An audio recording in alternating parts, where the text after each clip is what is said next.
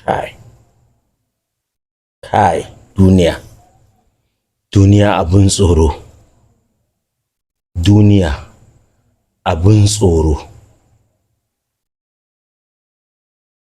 Ka zo, kana jinjiri. Ka zo baka da komai. Ya kake ganin in za a mai da kai kabari? Za a mai da kai baka da komai. Ka zo duniyan nan very weak. Ma'ana kana jinjiri baka da ƙarfin komai a jikinka. Haka in za a mai da kai kabari lokacin kila kai ma ba lokacin ko kai ciwo ka zama weak ko kuma tsufa ya riga ya mai da kai weak. Haka za a mai da kai cikin kabarin na aji. Ka zo baka da kuɗi. Haka za ka koma baka da kuɗi.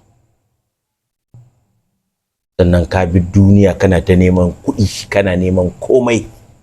Amma in ka tashi koma za ka koma ba komai. Ai, me muke nema a duniyan nan ne? Me muke nema a duniya? Duniya karki mana haka. Allah ka samu mu ji tsoronka ya Allah. Mu koma muna masu imani a gare ka. Allah ka cire mana son duniya. Sannan ka sa mana son ka da son lahira.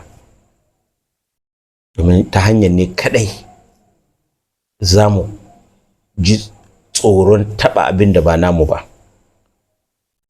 Za mu ji tsoron mallakan dukiyan da ba namu ba, dukiyan da aka bar mana mu kula da mutane talakawa.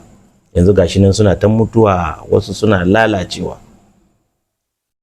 Mu wa'yansu sun kwashe kuɗin nan sun tara su rasa me za su yi da shi.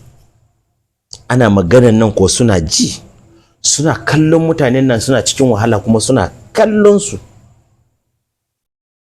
Ya Allah, ka sa mu fi ƙarfin zuciyarmu, ka raba mu da duniya cikin salama. Na gode.